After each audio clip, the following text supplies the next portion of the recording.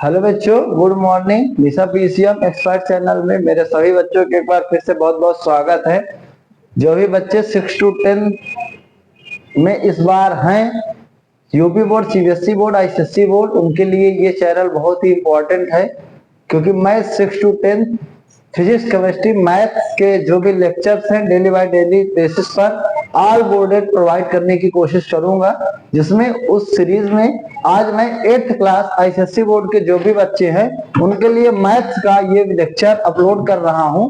जो भी class 8 ICSE board के हैं, तो उसमें मैंने सेट्स में आइडिया ऑफ सेट्स का जो चैप्टर है उसको मैंने खत्म किया है। तो वो वीडियो आपका प्लेलिस्ट में पड़ा है, वहां से जाकर आप उस वीडियो को देख सकते हैं। और साथ ही जो मेरा आज ये चैप्टर नंबर 2 है आप लोगों के लिए, आईसीएसई बोर्ड 8th क्लास के बच्चे हो, चाहे वो जहां से भी बिलोंग कर रहे हो, जिस स्टेट से, लेकिन सभी के लिए 8th क्लास आईसीएसई बोर्ड का यही सिलेबस होने वाला है, चाहे वो जो सी बुक फॉलो कर रहे हो। तो उस सीरीज में जो आपका सेकंड चैप्टर है, जिसका नाम है ऑपरेशन एंड वेन डायग्राम, तो हम लोग इसके बारे में डिस्कशन करने की बच्चों कोशिश करेंगे कि ये चैप्टर में आपको क्या क्या पढ़ने की जरूरत है। तो हम लोग उस सेट नामक चैप्टर में, जो हमारा पहला चैप्टर था आइडिया ऑफ सेट था, उसको हम लोगों ने डिस्कस कर लिया है। और जो दूसरा चैप्टर है उसी में सेट में ऑपरेशन एंड वेन डायग्राम, उसको हम पढ़ने की कोशिश करेंगे। बच्चों, नंबर सिस्टम के केस में जब हम लोग ऑपरेशन वर्ड यूज करते हैं तो उसका मतलब होता है प्लस माइनस मल्टीप्लाई और डिवाइड होता है। क्या होता है? प्लस माइनस मल्टीप्लाई और डिवाइड होता है। लेकिन जब वही चीज हम लोगों के द्वारा बच्चों सिर्फ चैप्टर में ऑपरेशन की बात की जाती है, तो वहां से हम लोगों के जो टर्म्स निकल के आते हैं वो डिफरेंट टर्म्स निकल के आते हैं। तो सबसे पहले मैं आज इस चैप्टर में सेट के ऑपरेशन के बारे में डिस्कस करूंगा, इसमें हमें क्या क्या पढ़ने की जरूरत है। तो ऑपरेशन में पहला नंबर पर हमको क्या पढ़ने की जरूरत है? Union of set. हम लोग उसमें क्या पढ़ेंगे बच्चों? सेट के यूनियन के बारे में पढ़ेंगे। यूनियन वर्ड का सेट में क्या मतलब होता है? तो बच्चों, यूनियन वर्ड का सेट में सिंपल सा मतलब होता है कि आपके पास जितने भी सेट हो उन सभी सेटों को आपको मिलाकर लिख देना है, बशर्ते जो सेट की डिफिनीशन होती है कि जो हमारा सेट हो उसमें कोई भी एलिमेंट 1 से 2 बार रिपीट नहीं होना चाहिए, चाहे वो डिफरेंट सेट में कितने टाइम्स ही क्यों ना आया हो। फॉर एग्जांपल, अगर मैं आपको समझाने की कोशिश करूं कि अगर आपके पास एक सेट ए है बच्चों, यूनियन का ये सिंबल होता है यू, सिंपल सा इसका सिंबल होता है। इसमें एलिमेंट है 1 2 3 4 5 6। और एक सेट बी है बच्चों, उसमें एलिमेंट है 2 3 4 7 8, मान लीजिए। ठीक है, आपसे कहा गया कि इन दोनों सेटों के यूनियन को आप फाइंड आउट करो। क्या फाइंड आउट करो? यूनियन को। तो जब आप यूनियन लिखोगे तो इसमें दोनों सेटों को मिलाकर लिखना है एलिमेंट को, बशर्ते कि अगर एक एलिमेंट, जैसे यहाँ 2 3 2 बार आया है, 4 यहाँ पर भी आया है, तो हमें एक बार कंसीडर करना है, जिसको लिख देंगे 1 2 3 4 5 6 7 8। ये आपका इस सेट का क्या कैलकुलेट हो गया? यूनियन निकल आया। मान लीजिए यहीं पर 2 के जगह 4 सेट होते। ए होता एक सेट जिसमें एलिमेंट थे ए कामा बी, एक सेट बी था जिसमें एलिमेंट थे बच्चों बी कामा सी, एक सेट सी था इसमें एलिमेंट थे सी डी ई, एक सेट डी था हमारा, उसमें आपका क्या था? एलिमेंट थे मान लीजिए ई एफ जी करके था। ठीक है, ये हमारे सेट के डिफरेंट सेट के डिफरेंट एलिमेंट थे। अगर हमें इनका यूनियन चाहिए, then you can calculate it A union B union C union D. आप चारों को मिलाकर लिख दीजिए। डिफिनीशन वही है कि एलिमेंट में कोई चीज चाहे कितनी बार आया है, हमको एक बार लेना है। तो आप कहोगे कि सर ए एक बार ले लेंगे, बी ले लेना, अपने से एक्स्ट्रा नहीं लेना है, इन्हीं सेटों के एलिमेंट यहाँ पे लेना है। सी हो गया, डी हो गया, ई हो गया बच्चों, एफ हो गया और जी हो गया। तो इस प्रकार से A union B union C union D की value I A B C D E F G. तो इस प्रकार से आपको 2 सेट के यूनियन को क्या करना है बच्चों? कैलकुलेट करना है। ये चीज आपको क्या करना है? ध्यान रखना है। इसके बाद जो दूसरा यूनियन ऑफ सेट के बाद आप लोगों के सिलेबस में दूसरा ऑपरेशन वर्ड में दूसरा टर्म्स यूज होता है, इंटरसेक्शन ऑफ द सेट। क्या है बच्चों? Intersection of the set. अगर मैं बात करूं तो दूसरा टर्म्स है वो आपका intersection of the set. Intersection of the set. जब हम लोग इंटरसेक्शन, तो इंटरसेक्शन का मतलब यहां से बच्चों मतलब है कि कॉमन से जितने भी सेट का आपको इंटरसेक्शन लेना हो उन सभी सेटों में आपको कॉमन ढूंढना है, जिसका सिंबल होता है, जैसे वहां पर सीधा यू था, यहाँ पे बच्चों ये उल्टा यू होता है। ये आपका इंटरसेक्शन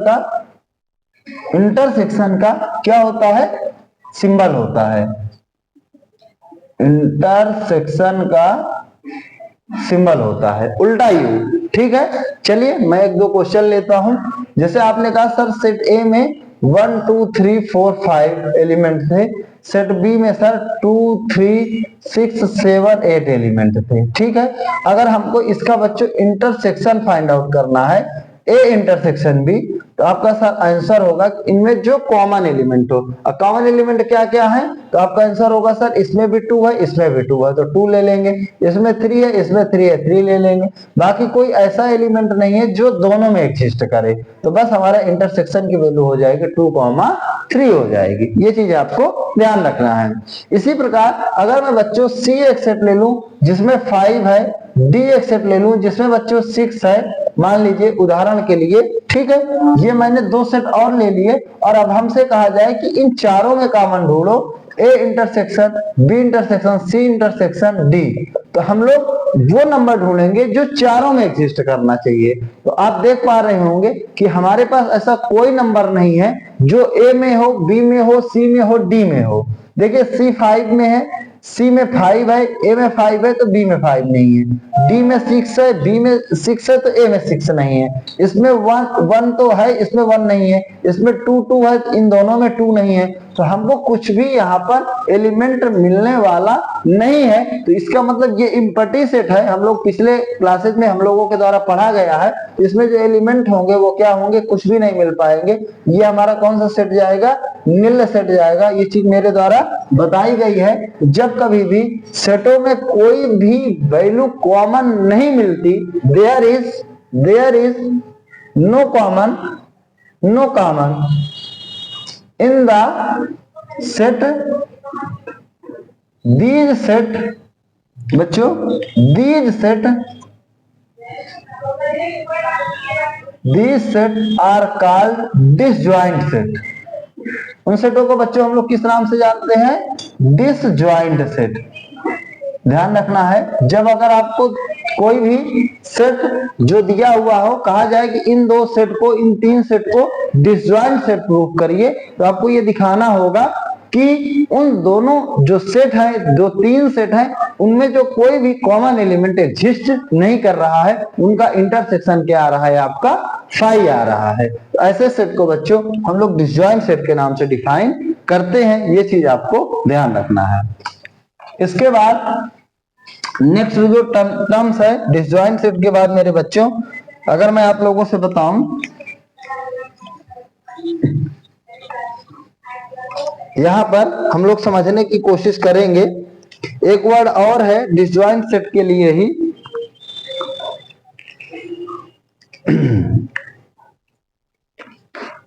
उसका उल्टा ओवरलैपिंग सेट। अभी जस्ट मैंने पीछे बताया डिसजॉइंट, आपने देखा कि डिसजॉइंट सेट में जो भी, अगर मैं 2 सेट की बात करूं, 2 सेट ए एंड बी की बात करूं, आर कॉल्ड ओवरलैपिंग। शायद ओवरलैपिंग का वर्ड बच्चों को पता होगा।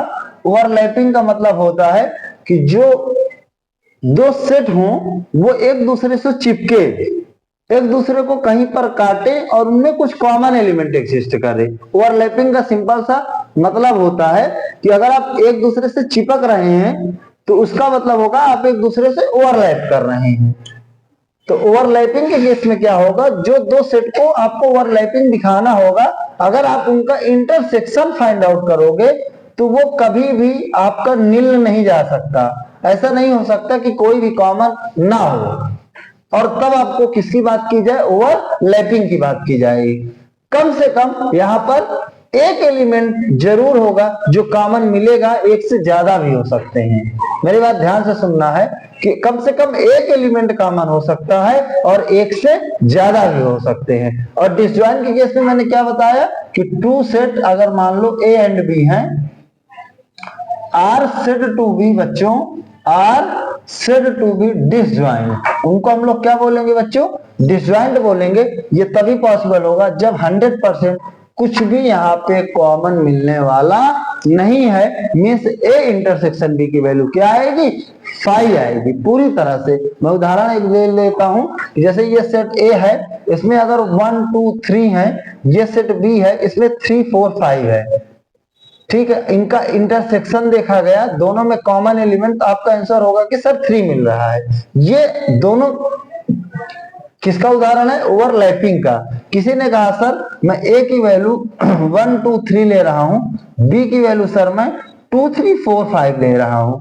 अब हमारा जो ए इंटरसेक्शन बी आएगा सर, उसकी वैल्यू क्या आएगी? 2 3 आएगी। तो बच्चों ये भी आपके सेट ओवरलैपिंग सेट के एग्जांपल में काउंट हो गए, ओवरलैपिंग सेट के उदाहरण में गिने जाएंगे, क्योंकि हमारा एक एलिमेंट कॉमन मिलना चाहिए, एक से ज्यादा मिल रहे हैं तब भी हमें कोई प्रॉब्लम नहीं है। लेकिन डिसजॉइंट के केस में कोई भी कॉमन ना मिले, ये बात आपको ध्यान रखना है। जैसे ए सेट है उसमें 1 2 3 है, एक बी है इसमें हमारे एलिमेंट 4 5 6 हैं, तो आप देख पाएंगे कि जब ए इंटरसेक्शन बी लिखोगे तो ये कितना आएगा? आपका 5 मिलेगा, क्योंकि ऊपर 1 2 3 है और नीचे आपका क्या है? 4 5 6 है, कुछ भी कॉमन मिलने वाला नहीं है। ये चीज आपको ध्यान रखना है।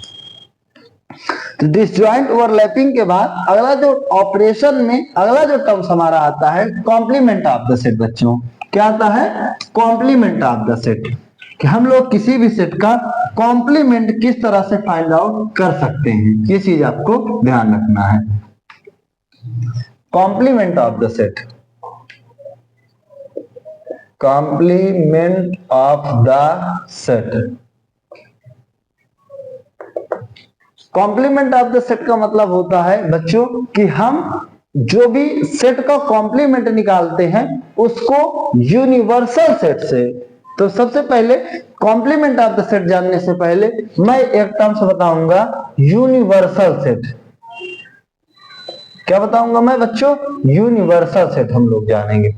यूनिवर्सल सेट क्या होता है कि अगर इसकी मैं डिफिनीशन की बात करूं कि union of all sets, union of all sets are called universal set, are called universal set। बच्चों जितने भी सेट हैं उन सबका अगर आप यूनियन ले लो तो उसे यूनिवर्सल सेट के नाम से डिफाइन करते हैं। फॉर एग्जांपल आपने कहा सर मैं ए लिया, उसमें 1 2 एलिमेंट थे, बी लिया सर उसमें मैंने 3 4 5 है, सी लिया मैंने 4 5 6 7 है फॉर एग्जाम्पल। तो इनका यूनिवर्सल सेट क्या होगा? तो बच्चों इसको यू से रिप्रेजेंट करते हैं, कई बार पर इसको जाई, ये सिंबल है जिसका पढ़ा जाता है जाई, ये आपको ध्यान रखना है, दोनों से रिप्रेजेंट किया जाता है यूनिवर्सल सेट। इन सबको यूनियन ले लेना है, A union B union C. तो बताओ मैंने क्या सिखाया है कि सारे एलिमेंट होना चाहिए, कोई भी सेट कोई भी एलिमेंट का रिपीटेशन नहीं होना चाहिए। तो आपका आंसर होगा sir 1 2 3 4 5 6 7, that is your final answer हो जाएगा। इसी को हम यूनिवर्सल सेट के नाम से डिफाइन करते हैं। अब मेरा ऊपर का क्वेश्चन है कॉम्प्लीमेंट ऑफ द सेट क्या होता है? तो बच्चों जो कॉम्प्लीमेंट ऑफ द सेट की डिफिनीशन होती है वो ये कहती है कि यूनिवर्सल सेट से जिस पर्टिकुलर सेट का कॉम्प्लीमेंट निकालना है। जैसे हमसे कहा गया कि आप ए का कॉम्प्लीमेंट निकालो, तो इस यूनिवर्सल सेट से इस ए को हम माइनस कर देंगे, इस यू से इस ए को क्या कर देंगे बच्चों? माइनस कर देंगे। जिस पर्टिकुलर सेट का कॉम्प्लीमेंट निकालना होगा उस सेट को यूनिवर्सल सेट से हम लोग क्या कर देंगे? माइनस कर देंगे, उसको घटा देंगे। इट मींस तो कॉम्प्लीमेंट ऑफ द सेट क्या होता है कि जिस भी सेट का निकालना होगा यूनिवर्सल सेट आपको लिखना होगा और उससे माइनस कर देना है उस पर्टिकुलर सेट को, जिस पर्टिकुलर सेट का बच्चों आपको क्या निकालना होगा? कॉम्प्लीमेंट निकालना होगा। इसका सिंबल अगर मैं बात करूं, जैसे मुझसे कहा गया कि a का कॉम्प्लीमेंट निकालो, इसको हम लोग बच्चों a के ऊपर ऐसे डैश लगा देते हैं। इसको क्या रीड किया जाएगा कि हमको किसकी वैल्यू चाहिए, कॉम्प्लीमेंट ऑफ ए का कॉम्प्लीमेंट चाहिए। मान लो बी के ऊपर ऐसे लगा देगा, इसका मतलब हमको क्या चाहिए बच्चों, कॉम्प्लीमेंट ऑफ बी। जिसके ऊपर भी एक डैश लगेगा इसका मतलब उसका हमें कॉम्प्लीमेंट चाहिए। चलिए अगर ए का कॉम्प्लीमेंट चाहिए तो मैंने बताया कि यूनिवर्सल सेट से सेट ए को माइनस कर देंगे। इट मींस हमको क्या चाहिए, u माइनस ए। और u माइनस ए का यहाँ पे ये मतलब नहीं है कि हमें वैल्यू को घटा घटा कर लिखना है। सिंपली सेट की डिफिनीशन में u माइनस ए का ध्यान से मतलब समझिएगा, ये कहना चाहता है u माइनस ए का मतलब कि u से जो ए के एलिमेंट है उनको हटा देना है। मैंने क्या बोला, u माइनस ए का मतलब ध्यान से समझिएगा, the elements of A removed from universal set. अब आपका आंसर होगा कि सर एलिमेंट ऑफ ए के यूनिवर्सल सेट से हटा देना है। जैसे हमारा u था, उसमें 1 2 3 4 5 6 7 लिखा हुआ है, ठीक है। u था, u क्या था, 1 2 3 5 6 7 लिखा हुआ है। चलिए मैं यहाँ पे लिख देता हूं, u था उसमें 1 2 3 4 5 6 7 लिखा है। और जो a था उसमें एलिमेंट बच्चों क्या था, 1 कामा 2 था। तो जब मैं a का कॉम्प्लीमेंट निकालूंगा, a डैश निकालूंगा, आपने कहा सर हमको element of A removed from universal set, जो a के एलिमेंट है इनको u से हटा देना है। यस, तो 1 कामा 2 यहां से हटा देंगे तो क्या बचेंगे, 3 4 5 6 7। दिस इज द a का complement, that is the complement of a। जो सेट होगा उसमें एलिमेंट क्या होंगे, 3 4 5 6 7। ये चीज आपको ध्यान रखना है। अब अगला बच्चों का क्वेश्चन होगा कि सर जब b को कॉम्प्लीमेंट चाहिए, तो यहाँ पर जो अभी a के एलिमेंट आपने हटाया यूनिवर्सल सेट से, अब आपको b के एलिमेंट हटा देना है। तो जब b के एलिमेंट हटाओगे आप 3 4 5 इसी सेट से, तो आपका जो b का कॉम्प्लीमेंट आएगा वो कितना आएगा, 1 2 6 7। That is your final answer. ये आपका क्या आ गया, b का कॉम्प्लीमेंट 1 2 6 7। तो इस प्रकार से हम लोग किसी भी पर्टिकुलर सेट का complement of the set determine कर सकते हैं। ये भी हमारा एक ऑपरेशन ऑफ द सेट में ये चीज हम लोगों के द्वारा कैलकुलेट की जाती है। ये चीज आपको ध्यान रखना है। चलिए कॉम्प्लीमेंट ऑफ द सेट पढ़ने से के बाद हम लोग अगला टर्म्स पढ़ते हैं अपने लिए।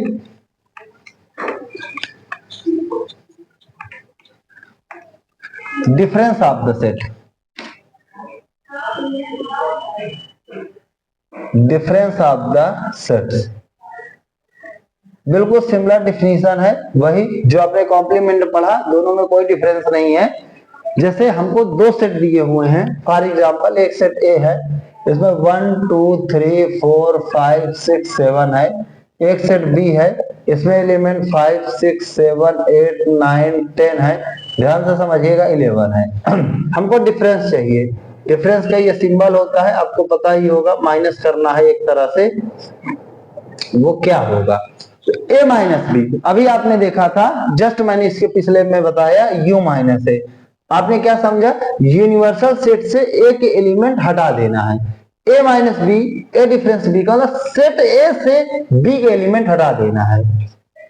ध्यान से समझिए, elements of b removed from set a means जो पहले लिखा जाएगा उससे दूसरे वाले के एलिमेंट हटा देना है। जैसे आप देख पा रहे होंगे यहाँ पे दूसरे वाले के एलिमेंट ए में क्या क्या एग्जिस्ट कर रहे हैं, तो आपका आंसर होगा सर 5 6 7 एग्जिस्ट कर रहे हैं। इसका आंसर बच्चों क्या आ जाएगा, 1 2 3 आ जाएगा।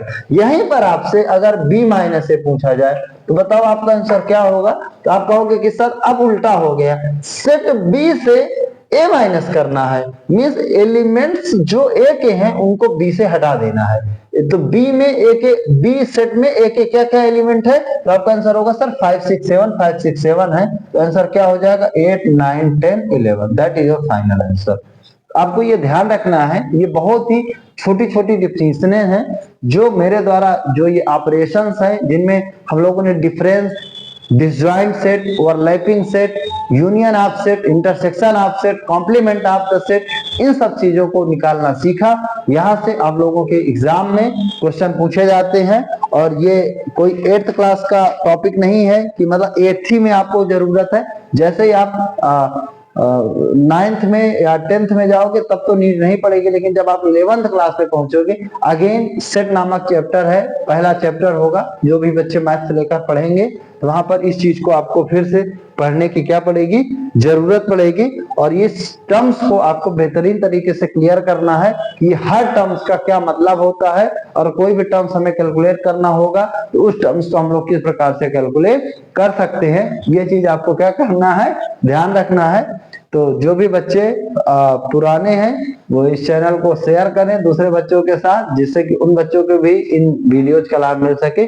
जो नए बच्चे हैं चैनल को सब्सक्राइब करें, साथ में अपने फ्रेंड, फैमिली मेंबर्स, रिलेटिव उनके साथ शेयर करें, जिससे उन्हें भी इन वीडियोस का लाभ मिल सके। और साथ ही साथ आप कहाँ से पढ़ रहे हैं, कहाँ से चैनल देख रहे हैं, इस बारे में भी मुझे कमेंट करके बताएं, जिससे मुझे समझ में आए कि वीडियो कहाँ कहाँ तक पहुंच पा रही है। आपके स्कूल में कौन सी बुक फॉलो हो रही है, वो चीज भी मुझे बताने की कोशिश करें, जिससे कि उस बुक्स को भी मैं लेकर जो चैप्टर हो सकता है यहाँ पे ना हो वहां पे हो, उनको भी मैं फॉलो कराने की कोशिश करूं। और इसी के साथ आज का लेक्चर हम फिनिश करते हैं। हम लोग कल एक्सरसाइज बेस्ड इस पर क्वेश्चन करने की कोशिश करेंगे न्यू सेशन से। हम लोग कल मिलते हैं। आप लोगों को बहुत बहुत थैंक यू।